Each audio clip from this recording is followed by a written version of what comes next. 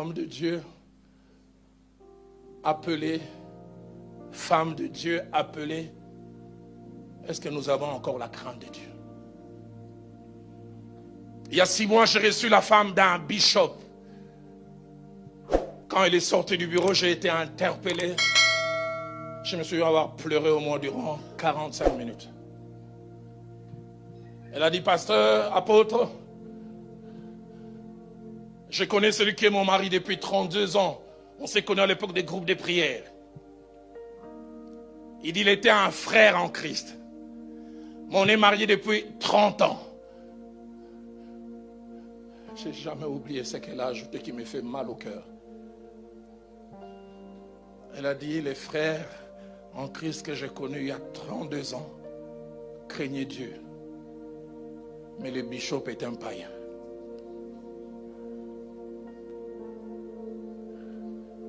Il dit, les frères que j'ai connus craignaient Dieu. Elle m'a même rappelé ce passage que j'ai lu, Ésaïe chapitre 11, verset 13, parlant de Christ comme serviteur de l'Éternel. Il avait dit, il respirera la crainte de l'Éternel.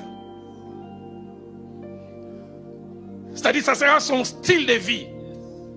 La version d'Arby dit, son plaisir sera la crainte de l'Éternel. Il dit, celui que j'avais connu en craignant Dieu, il dit, il a augmenté en popularité, il a augmenté en responsabilité, il a augmenté en position, mais il a perdu en consécration. Il dit, les frères en Christ ne buvaient pas, mais le bishop est un ivrogne. Il y a 2 mois, il a raté une prédication parce qu'il avait pris du whisky à l'excès. Aidez-moi à poser la question à votre voisin, vous en prenez? J'entends un voisin dire un peu. Alors toi un peu là, c'est comment?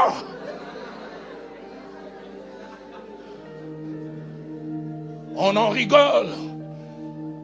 Et dit, dans les téléphones du bishop, je trouve la pornographie. Il dit, ce qui m'a choqué il y a 3 mois, la sentinelle est venue me dire, 2 femmes prostituées sont venues réclamer leurs factures au bureau du bishop. Seigneur, épargne-moi de cela. Que la crainte de Dieu soit notre partage.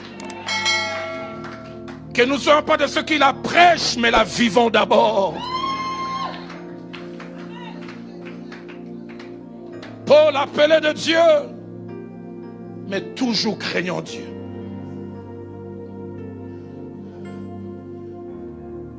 J'ai suivi ce témoignage d'un homme de Dieu, le genre d'homme de Dieu qu'on trouve à Kinshasa. Parlant à ses collaborateurs calmement, il leur dit, moi je suis sauvé de la tête à la ceinture. Mais de la ceinture jusqu'en bas, j'ai besoin de la grâce de Dieu. Vous comprenez ce qu'il voulait dire? Alors aidez-moi à poser la question à votre voisin. Vous êtes sauvé d'où jusqu'où?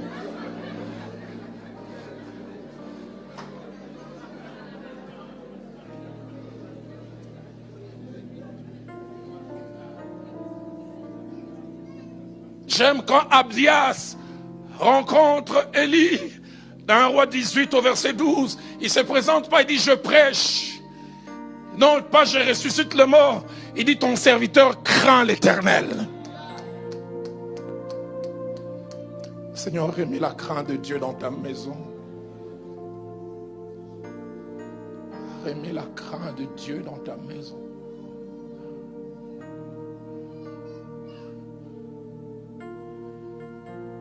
Dans 2 Rois chapitre 4 verset 1, certes il est mort avec des dettes, mais j'aime les témoignages sortant de la bouche de sa femme. Quand la femme du prophète va parler à Élisée, dit, ton serviteur, mon mari est mort, mais il craignait l'Éternel. C'était peut-être un mauvais gestionnaire, il ne savait pas gérer, mais la crainte de Dieu était son partage. Non seulement que Paul craignait Dieu, mais tellement passionné de Dieu,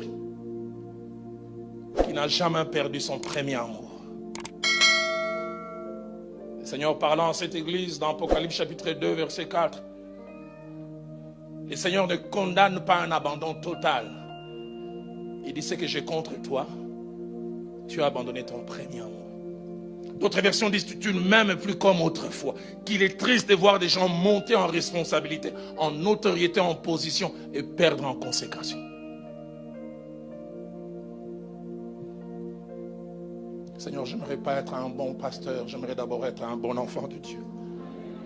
Je n'aimerais pas d'abord être un bon prédicateur, je voudrais être un craignant Dieu.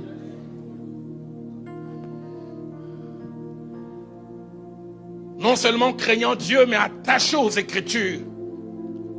Dans 2 Timothée chapitre 4, verset 13, la scène se passe entre l'an 65, d'autres disent début 66.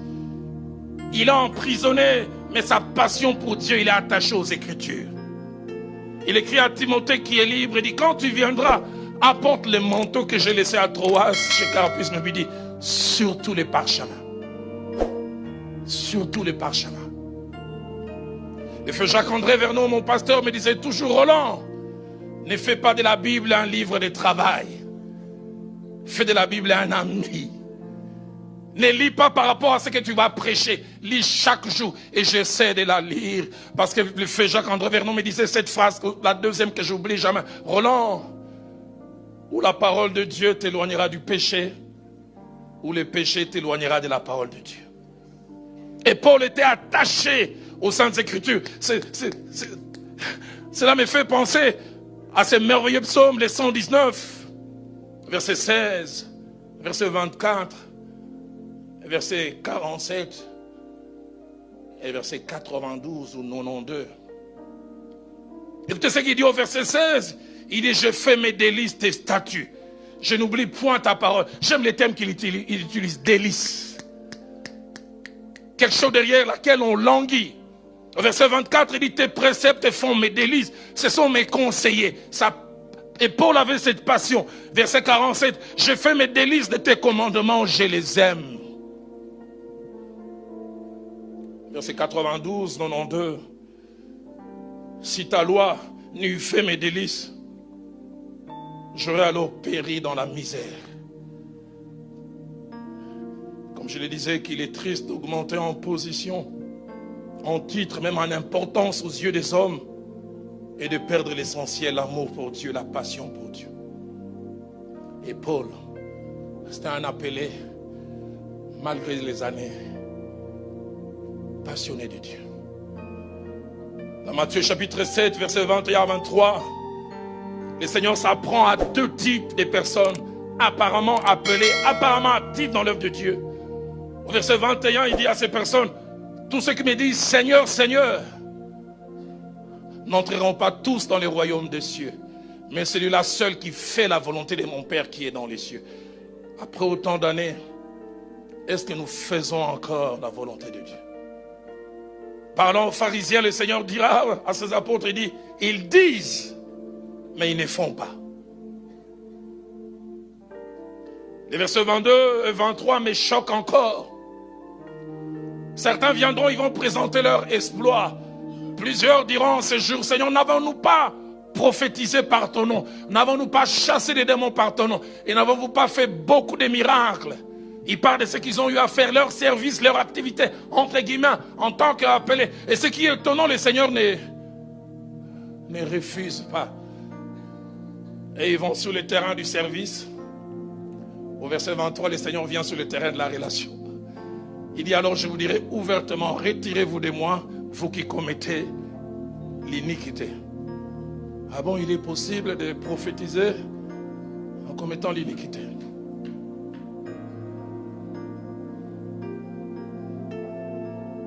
Deuxième chose qui fait de Paul un appelé particulier, une race en voie de disparition. Paul est resté tout au long de sa vie et de son parcours ministériel focalisé sur l'essentiel. Focalisé sur l'essentiel. Et l'essentiel, c'était le salut des âmes. Focalisé sur le fait que des hommes et des femmes passent de la mort spirituelle à la vie. Dans Apocalypse 26, plutôt dans Actes des Apôtres 26, verset 17, jusqu'au verset 27.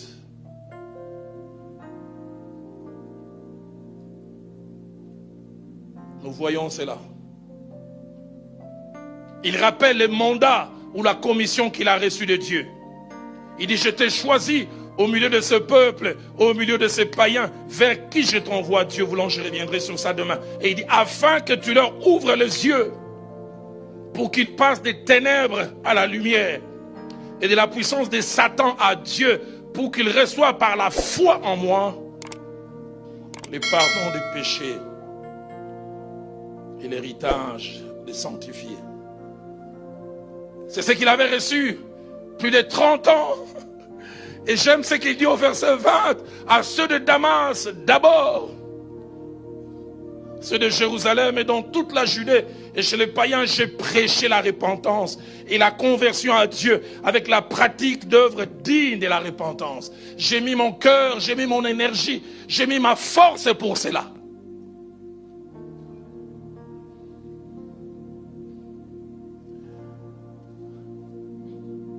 Et là où sa passion me dépasse, c'est à la fin de ce passage.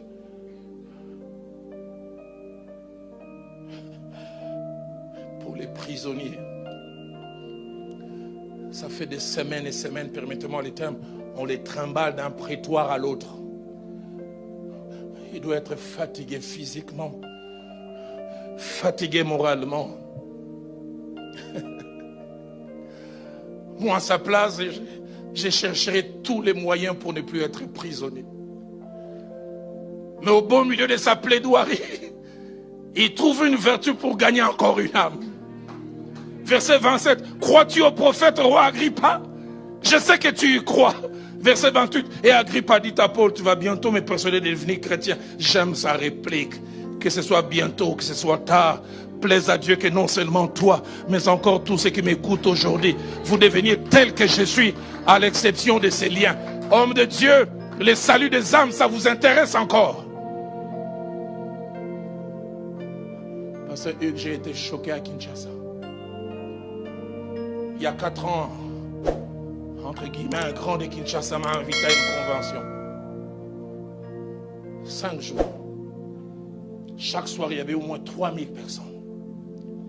La comptabilité à la fin, c'était les derniers jours. On m'a parlé de plus de 1200 personnes qui ont donné leur vie à Christ. Plus de 400 rétrogrades qui sont revenus.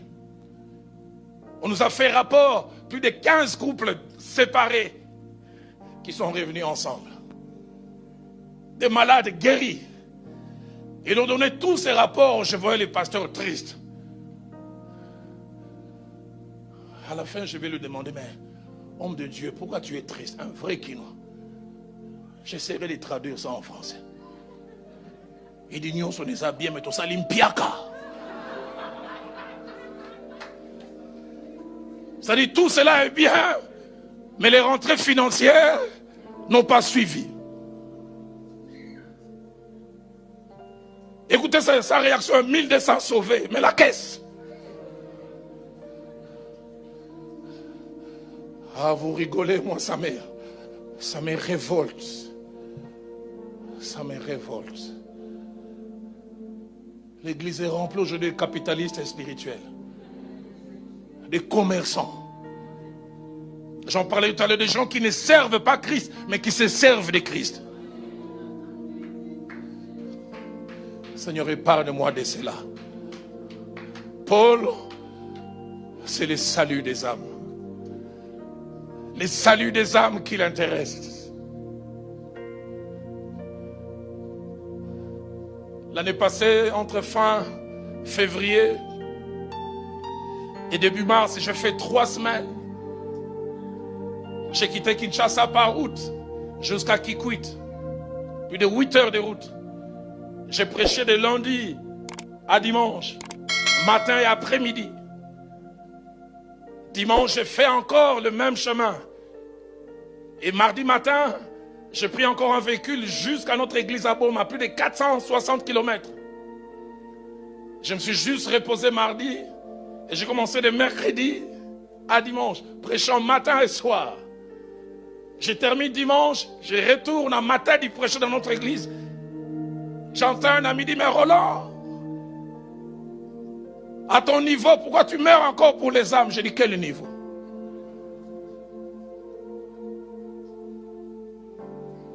Là où il y a les âmes, je vais y aller.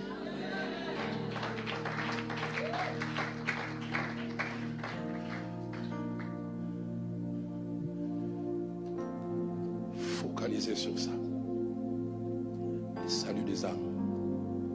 Et comme je l'ai dit, malgré son statut de prisonnier, il cherche à gagner.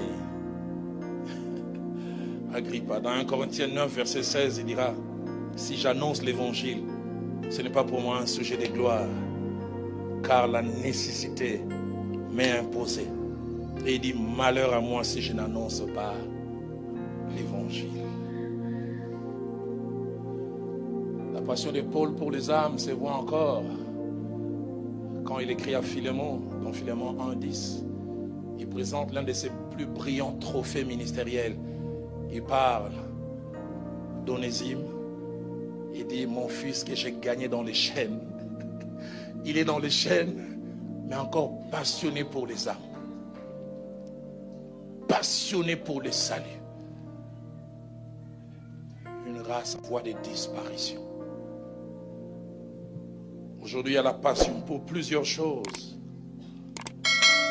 mais sauf pour le salut des âmes.